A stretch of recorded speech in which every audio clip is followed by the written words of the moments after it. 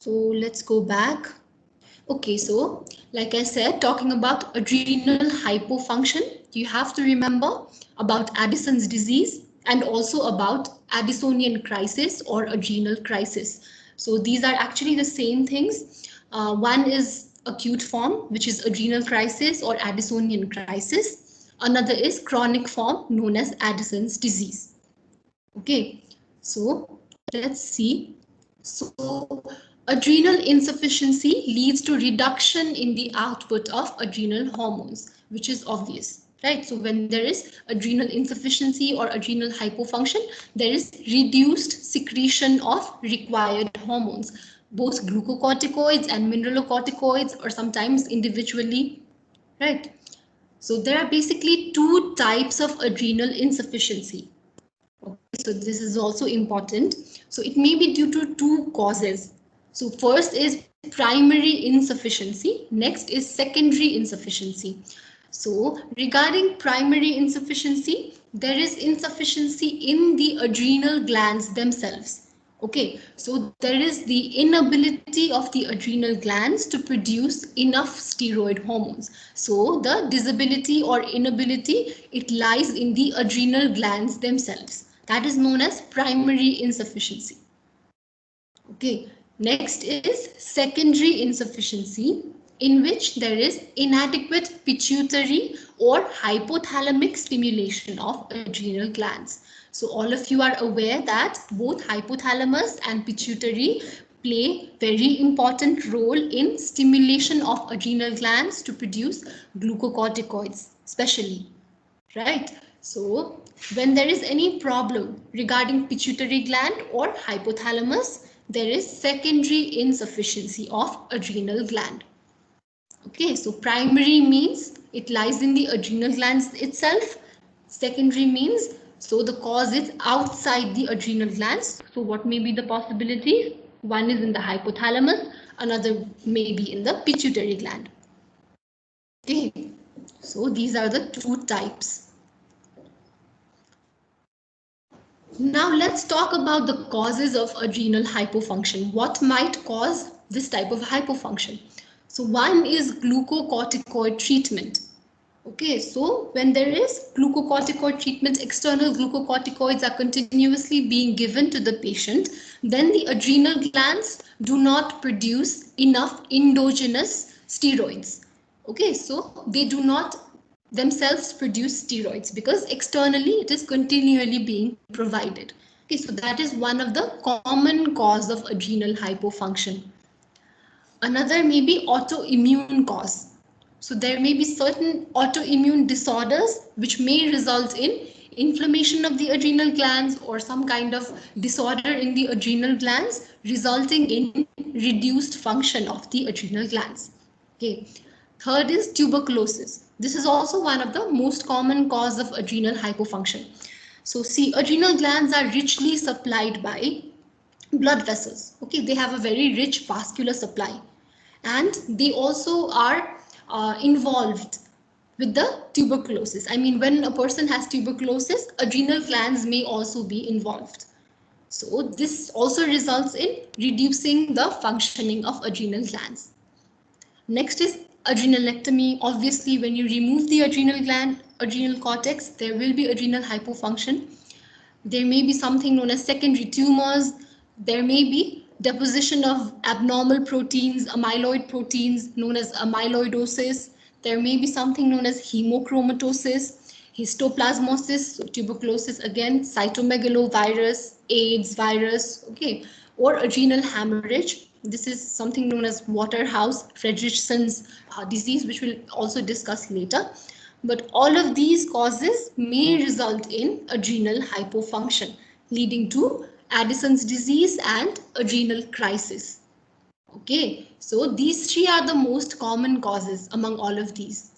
Okay, so glucocorticoid treatment, that means exogenous supply of glucocorticoids. Next is autoimmune disorders and tuberculosis. Okay, so all of these may result in hypofunction. Now, other causes, so there may be metabolic failure in hormone production. So we have discussed this in the previous classes as well, right? So sometimes there is congenital adrenal hyperplasia due to deficiency of certain enzymes, especially 21-hydroxylase. Okay, so this will also result in adrenal hypofunction because this enzyme is required for synthesis of cortisol, right? So this will cause adrenal hypofunction. And sometimes there are certain drugs that are given which can inhibit enzymes related to synthesis of adrenal steroids. Okay, for example, ketoconazole. So ketoconazole can inhibit the enzyme. So this will cause reduction in the adrenal hormones or adrenal hypofunction.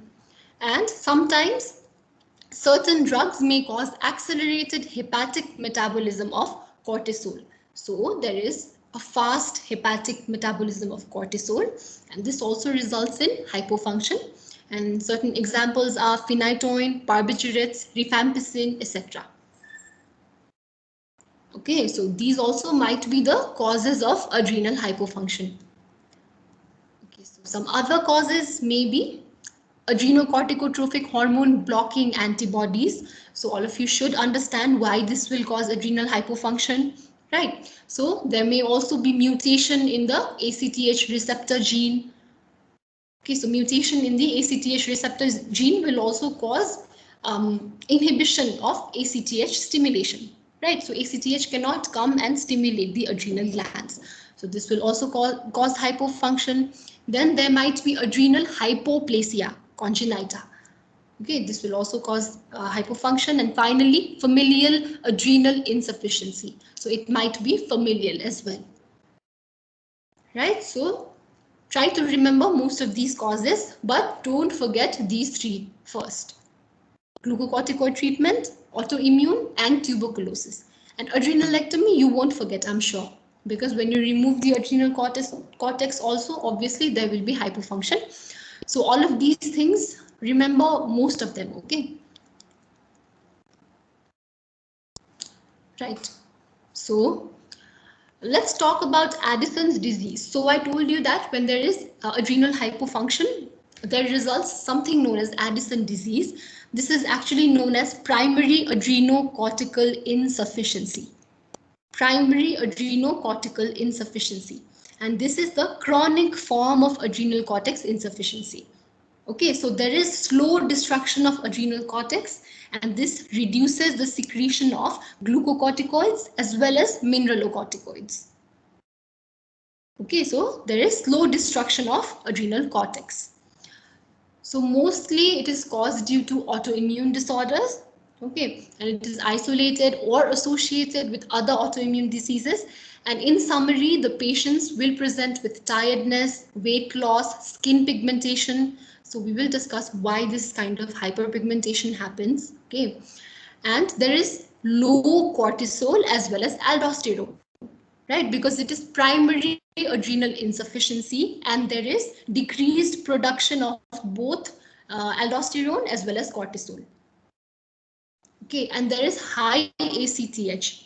So again, it is obvious that when aldosterone and cortisol are low, there will be increased release of ACTH from pituitary. And also high renin, because again, due to low aldosterone, kidneys will be producing high renin. There will be low sodium, high potassium. You know this, right? When there is low aldosterone, there will be low sodium and high potassium. And finally, you can treat this by administering cortisol and aldosterone. Okay, so this is just a summary of Addison's disease. Now, so what is this Addison's disease? Again, it is a progressive destruction and chronic destruction of the entire adrenal cortex and is usually autoimmune based. Okay, and most likely it is the result of cytotoxic T lymphocytes, or it may be due to circulating adrenal antibodies. So the antibodies that go and attack the cells in the adrenal cortex. Okay, so these may be the reasons for Addison's disease. Now, what are the clinical features that are seen in Addison's disease? So tiredness, generalized weakness, lethargy, See, now your adrenal glands cannot cope up with the fight or flight response or anything stressful that you do. Okay, and you may suffer from tiredness, generalized weakness, lethargy. You may suffer from anorexia, nausea, vomiting, and you know that there is also hypoaldosteronism. So you will suffer from hyponatremia, hyperkalemia, hypercalcemia, convulsions. Okay, also dizziness, postural hypotension, and there is hyperpigmentation as well. Okay, so you guys have studied about pituitary, right? So you know that adrenocorticotrophic hormone has an effect on stimulating the melanocytes. Okay, so actually on the surface of melanocytes, there is a receptor for ACTH, which is known as melanocortin 1. Okay, and the adrenocorticotropic hormone can bind to its receptor on the melanocyte, okay, and stimulate the beta melanocyte stimulating hormone, and it can stimulate the melanocyte to produce more melanin. Okay, so there is increased production of melanin in presence of high ACTH, resulting in hyperpigmentation. Okay, and less common features are hypoglycemia and depression. So all of you know about the functions or physiological actions of glucocorticoids. So I'm sure you can correlate why these things are happening. Okay. So these are the clinical features that are manifested in as Addison's disease. Now, see, this kind of hyperpigmentation may occur. See, even in the oral mucosa, you can see hyperpigmentation.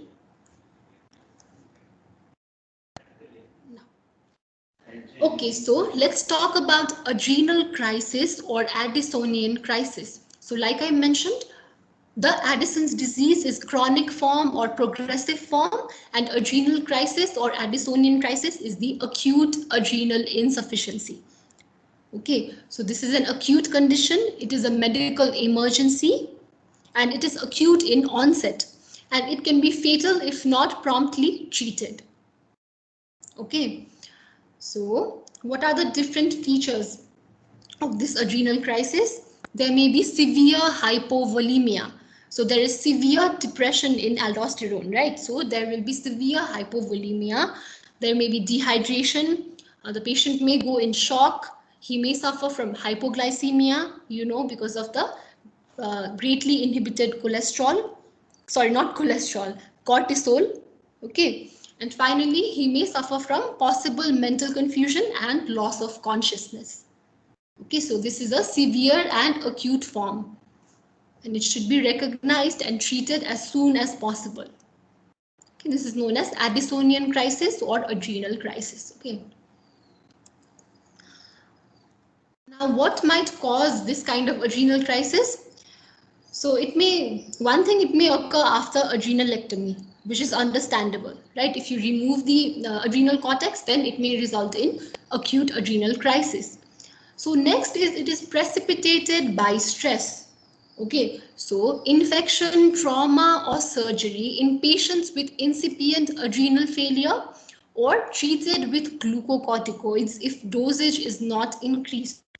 So you have to remember that when patients are being treated with exogenous glucocorticoids, like they may suffer from rheumatoid arthritis, rheumatic arthritis or something like that, and they may be given glucocorticoids for a long period of time.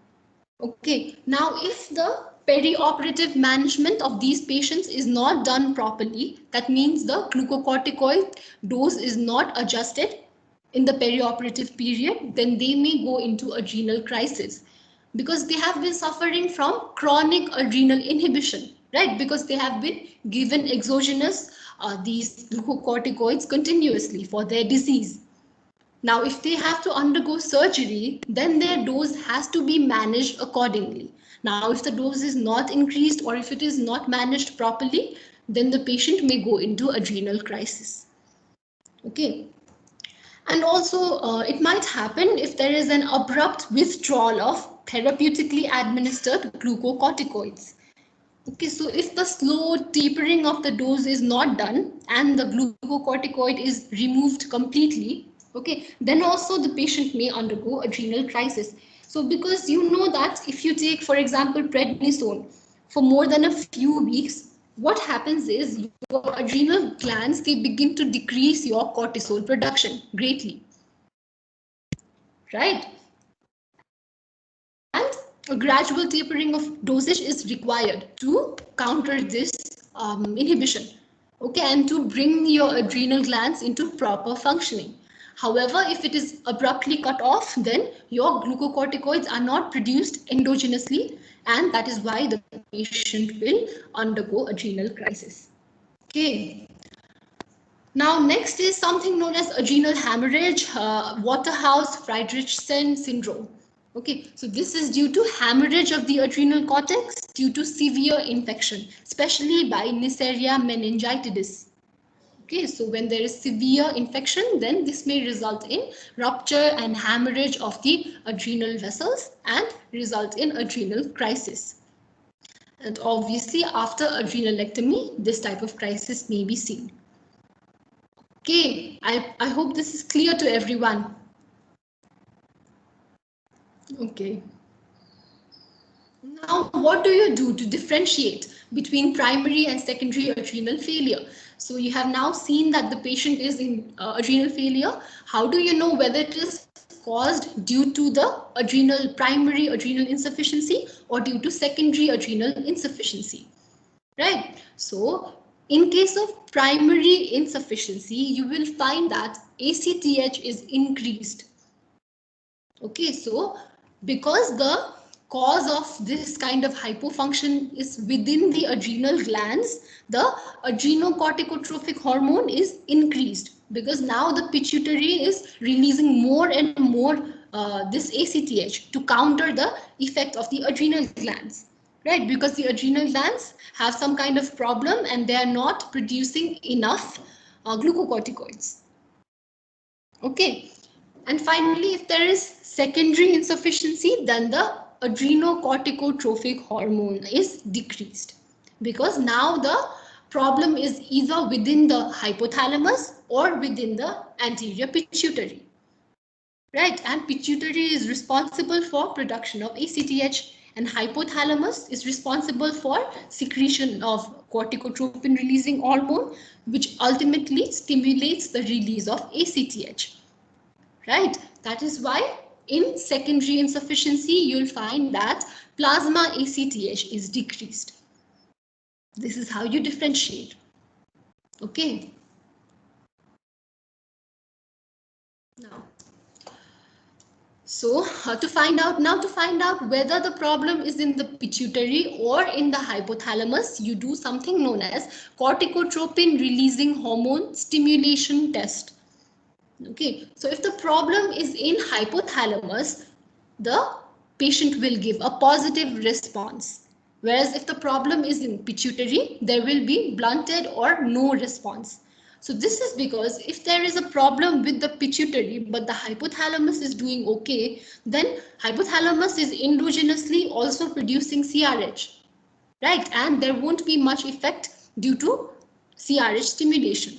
But if the problem or the lesion is in hypothalamus, then endogenously your body is not producing enough corticotropin releasing hormone. So due to this CRH stimulation test, you will give a positive response.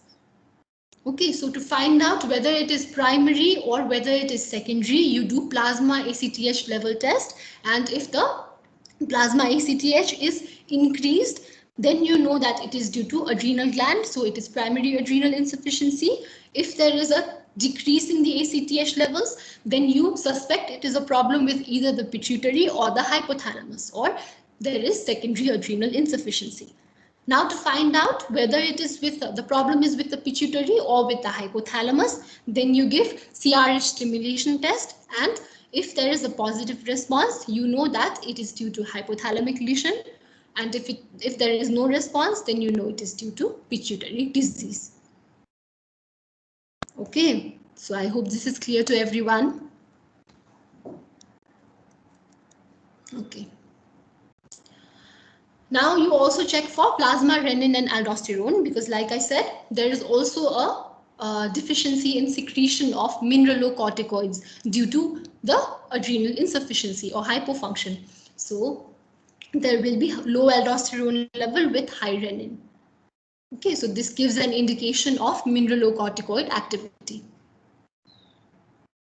Okay, right.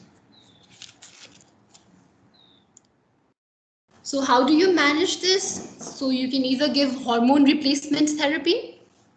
Lifelong hormone replacement therapy needs to be given usually for this primary adrenal insufficiency. Okay, so usually both this mineralocorticoid as well as cortisol or glucocorticoid are given. So hydrocortisone and 9-alpha-fludrocortisone. This is actually a synthetic form of or halogenated form of cortisol. Okay, so this is how you manage the adrenocortical insufficiency. And if there is secondary adrenocortical insufficiency, so along with hormone replacement, it requires more definitive treatment. Okay, so for example, it may be due to a pituitary tumor, it may be due to some kind of tumor in hypothalamus. Okay, so this needs to be treated. Okay, so surgical removal of the tumors may have to be done.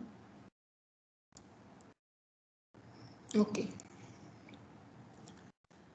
So what about adrenal crisis? So there has to be adequate resuscitation and hydrocortisone has to be given intravenously and the patient has to be able to take until the patient is able to take oral medication. Okay, so resuscitation is also important in case of adrenal crisis. For example, with IV fluids, glucose, etc. And also IV hydrocortisone needs to be given until the patient can take oral medication. Okay. Right. So I hope adrenal hypofunction was clear to everyone. Okay, so it was clear to everyone. Now let us move to adrenal hyperfunction. So like I mentioned about androgens, we have already discussed, and even about mineralocorticoids, we have already discussed. So here we are going to focus on the glucocorticoids. Okay. Now, so what happens when there is excess glucocorticoid or excess cortisol secretion? This results in something known as Cushing syndrome. Okay, and there is hyperaldosteronism. There may be pheochromocytoma due to high levels of catecholamines, but we are not going to talk about these two today. We are going to talk about Cushing syndrome resulting from high secretion of cortisol. Okay. So first, hyperaldosteronism, this is already discussed. Now, let us move to Cushing's syndrome. So what is this Cushing syndrome? This is due to overproduction of glucocorticoid or cortisol primarily. Okay, so this is adrenal cortex hyperfunction and this is a condition resulting from overproduction of cortisol primarily. But mineralocorticoid and androgen may also be excessive. But primarily all of the symptoms, all of the clinical features are presented due to this overproduction of cortisol. Okay. So what might be the cause of such kind of increased cortisol production? Okay, so number one is ACTH dependent, which is about 75%. So this is the most common etiology of Cushing's syndrome. This is excessive cortisol, which is adrenocorticotrophic hormone dependent. Okay, so it may be due to pituitary disease, obviously, because pituitary gland is the one that is producing ACTH. So it may be due to adenoma or hyperplasia, something like that. Okay, so the pituitary glands now produce more and more ACTH. Next, it may be due to ectopic ACTH syndrome. So ectopic means somewhere outside of pituitary, there is a tumor, okay, that is secreting ACTH. So it may be in bronchus, thymus, pancreas, ovary, etc. Okay, so the tumor in these locations there is a ACTH producing tumor in these locations. Okay. Another is ectopic CRH syndrome or ectopic corticotropin releasing hormone syndrome. So again, there is an excessive release of corticotropin releasing hormone from these locations, and due to this, hypothalamus is, anterior pituitary is excessively stimulated to release the ACTH. Okay, this will also result in excessive cortisol. And another is exogenous ACTH administration. So when you are given pharmacologically exogenous ACTH, then also you can have excessive cortisol. Okay, so ACTH dependent cause of Cushing's is common, okay, and it may be due to, so first you have to remember pituitary, because it is ACTH dependent, so remember pituitary and remember some kind of tumor that is in the pituitary, which is releasing ACTH in abnormal quantities. Okay, or it may also sometimes be due to hyperplasia of pituitary gland. Next is due to ectopic ACTH syndrome. So there are tumors in other locations which are secreting ACTH, which then go and stimulate the adrenal gland to produce more and more cortisol. Right. Then there is ectopic CRH syndrome and also exogenous ACTH administration. So these might be some causes. Okay. Now, there is something known as Cushing's disease. Okay, don't confuse Cushing's syndrome with Cushing's disease. Cushing's syndrome is collectively, we are talking about everything. ACTH dependent, ACTH independent, all of the causes which produce excessive cortisol resulting in the clinical features of Cushing's syndrome, right? Whereas when we're talking about Cushing's disease, this is ACTH dependent. Okay, so in Cushing's disease, there is a tumor in pituitary gland. Okay, and due to this tumor, there is increased ACTH secretion, right? See, this tumor is secreting more and more ACTH. This ACTH is now going to the adrenal gland to stimulate the production of more and more cortisol. Okay, now cortisol is trying to negatively feed back pituitary gland to produce less ACTH, but due to this presence of tumor, there is still abnormal secretion of ACTH that is going on. Okay, so pituitary gets insensitive to feedback by normal levels of cortisol because there is a tissue or a mass that is producing abnormal levels of ACTH. That is why normal level of cortisol won't be able to negatively feedback this mechanism. And higher levels, much higher levels of cortisol are required to produce negative feedback effect on ACTH secretion. Okay, so Cushing's disease falls under Cushing's syndrome. Okay, that means it is specifically due to tumor in the pituitary, resulting in an increase in ACTH secretion. Okay, so this is one of the ACTH dependent causes, like I have explained before.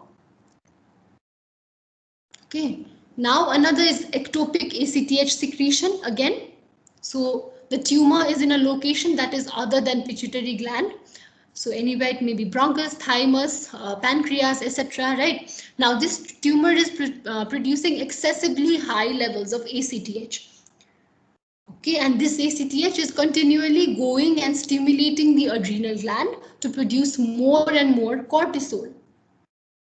Now this cortisol is trying to negatively feedback the pituitary, and it is actually negatively negative feedback mechanism is being successful in the pituitary, and pituitary is producing lesser levels of ACTH. However, the tumor that is ectopically present will continue to secrete more and more ACTH.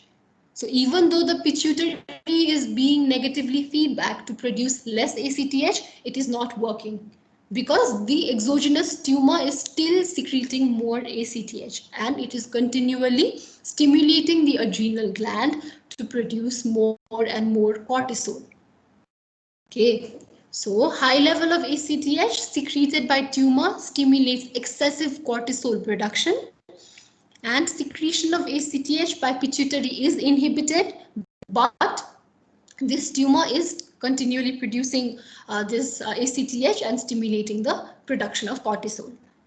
So what happens is hypersecretion of ACTH and cortisol is greater in ectopic ACTH syndrome than Cushing disease. Okay, in Cushing disease, the tumor is present in the pituitary itself and cortisol is providing the negative feedback mechanism. So if there is high level of cortisol, very high level of cortisol, then the negative feedback mechanism is a bit stronger. Okay, that is why in case of Cushing disease, there is lesser production of ACTH and cortisol than in case of ectopic ACTH syndrome, where it is continually producing ACTH without any negative feedback. Okay?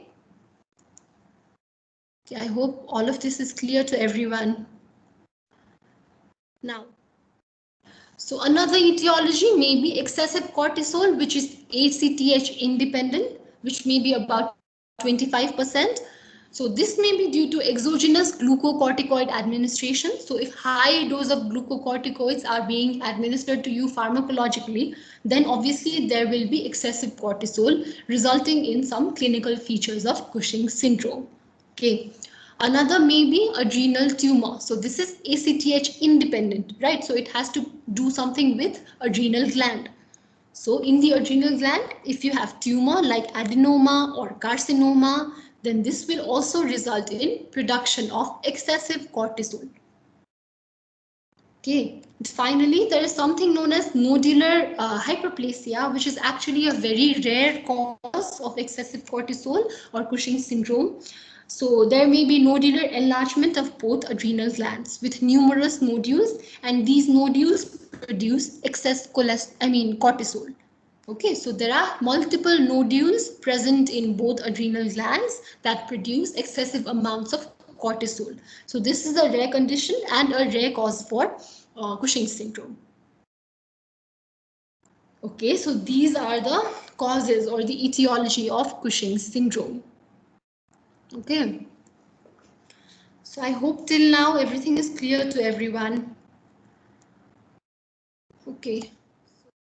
Now talking about this ACTH independent cause, so it may be due to adrenal tumors, like I mentioned. So there is autonomous cortisol production. And high circulating cortisol does inhibit ACTH secretion, but because of this tumor, still more amounts of cortisol is being produced. Okay, so this tumor in the adrenal gland is producing autonomously more amounts of cortisol, even though there is negative feedback mechanism from the anterior pituitary.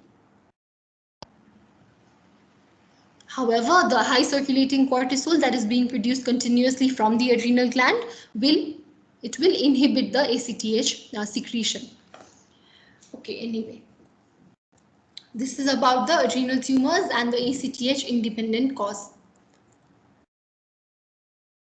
So clinical features, so these are actually asked in your exam most of the time relating to Cushing syndrome. What are the different clinical features that you can see in a patient who is suffering from Cushing syndrome?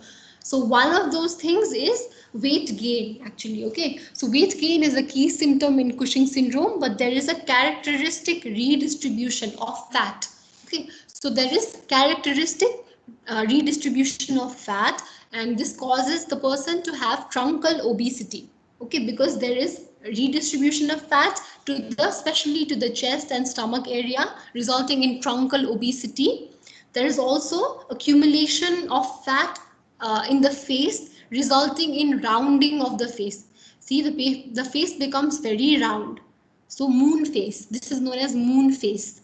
Okay, and the adipose tissue is also deposited on the neck, back of the neck and the back of the person. Okay, so back of neck and shoulders and also back of the patient. This will result in buffalo hump, a hump like a buffalo. Okay, buffalo hump. But the exact mechanism of all of this is unknown. However, there is a characteristic deposition or redistribution of the adipose tissue or fat, resulting in truncal obesity. So remember this picture, okay? So I'll also show you another picture at the end, which shows all of the symptoms clearly. But remember moon face, buffalo hump, okay, and truncal obesity. Okay, the next feature is thinning of skin. So all of you have studied about the features, the physiological actions of glucocorticoids, right, of cortisol. So you know that there is a proteolytic or catabolic response to proteins. So there is breakdown of proteins that is taking place due to action of cortisol. So when there is very high levels of cortisol, like in Cushing's syndrome, you will see thinning of skin. So there is breakdown in the proteins that are present in your skin, resulting in thin skin. Okay, and also actually there is stretching of your skin because of the adipose tissue deposition. So fat is deposited along your abdomen, and due to this your skin is overtly stretched as well, and this actually results in purple striae. Okay, purple striae, one, it may be due to this kind of excessive bruising, okay, and ecchymosis, etc., may result in certain discoloration. But this purple striae also occurs due to stretching of the skin because of deposition of fat, and due to this there is breakdown in your skin layers, small types of breaks that are seen, and due to this there is purple striae that are observed. And there is also excessive bruising, ecchymosis, etc. that is seen. Okay. So don't forget truncal obesity, moon face, buffalo hump. Remember about the proteolytic effects of the cortisol. So there will be thinning of skin. There is adipose tissue deposition. So there may be stretching of skin, presence of purple striae. There may be excessive bruising. Okay. Then also there is hypertension. So like I mentioned, along with glucocorticoids, sometimes the mineralocorticoids are also increased. Okay, and this will cause sodium retention, potassium wasting, hypokalemic alkalosis, like I've already explained in case of hyperaldosteronism, right? So this will result in hypertension. Then there is glucose intolerance. So due to increased hepatic gluconeogenesis, so all of you know about this feature of cortisol, right? It helps in hepatic gluconeogenesis. So there is increased hepatic gluconeogenesis and insulin resistance, because of which there is glucose intolerance. There is also muscle weakness, muscle wasting, again the catabolic response of cortisol on the protein and the protein tissues of your body, right? So there will be muscle weakness, muscle wasting. Okay. There may be hirsutism as well, so that is increased hair growth. Okay, so due to increased adrenal androgen, there may be menstrual irregularities, again due to increased adrenal androgen, and also hyperpigmentation of the skin. Like I mentioned, the mechanism, right? Due to ACTH levels increase, there is stimulation of melanocytes resulting in hyperpigmentation. Okay, so all of these features you'll be able to observe in the patient. So also back pain. Okay, back pain, you know again about the cortisol effect on the bone, right? There is an effect of bone resorption. So that is why osteoporosis, vertebral collapse may also take place. And also cortisol is responsible for maintaining your psychiatric homeostasis or psychiatric balance. So this may result, excessive levels of cortisol may result in euphoria, mania, sometimes depression, and such kind of psychological abnormalities as well. Okay. So let us once look at this picture and try to remember this picture, okay? Because if you remember this picture, you'll just be able to write the features. So here you can see emotional disturbance in the brain. You can see emotional disturbance. There is enlarged sella turcica, okay? This might also happen. So remember the moon face due to excessive rounding of face and adipose tissue redistribution. The face becomes very round. There may be osteoporosis due to bone resorbing activity of cortisol. There may be cardiac hypertrophy, hypertension, effects of mineralocorticoid, right? There might be buffalo hump, see? So there is deposition of adipose tissue on the back of the neck and here back, shoulders, etc. Okay, so this results in a hump, okay, buffalo hump, and obesity, truncal obesity. See, the abdomen is very much due to this stretching. Okay, there is adrenal tumor or hyperplasia sometimes, right? Then there is thin wrinkled skin, there is abdominal striae due to the breakdown of the skin layers. There may be amenorrhea due to excessive androgen production. There may be muscle weakness, again due to catabolic effect of cortisol on the muscles.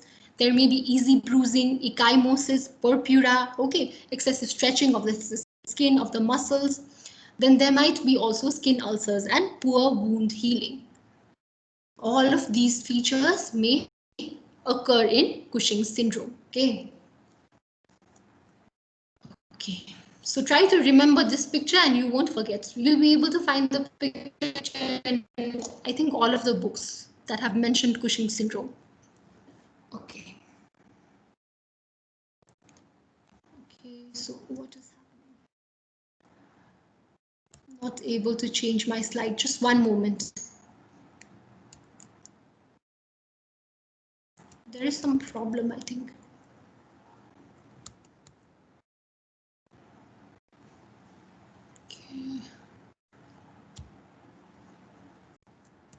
Okay, so I think it's fine now. Okay, finally, regarding the treatment of Cushing syndrome, so it depends on the etiology. So what is the cause of Cushing syndrome? You have to treat that cause. So if it is due to adrenal carcinoma, then you have to resect the mass, right? If it is due to Cushing's disease or due to the tumor in pituitary, you will have to resect that tumor or do transsphenoidal hypophysectomy, okay? And if it is due to some kind of, you can also give some kind of drug like metirapone. Okay, this is a cortisol synthesis inhibitor. So you have to treat according to the underlying cause. Right. Okay, so I hope today's class was clear to everyone. We talked about Addison's disease, adrenal crisis. We also talked about Cushing's syndrome. So here, all of these are very important, okay? In exam, you can also be asked about Addison disease, Addisonian crisis or adrenal crisis, and Cushing syndrome is also very important.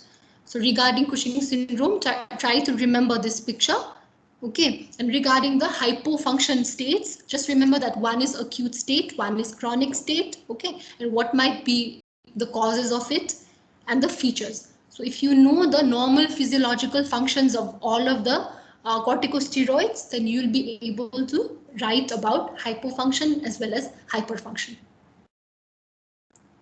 Okay. Okay, so was everything clear in today's class?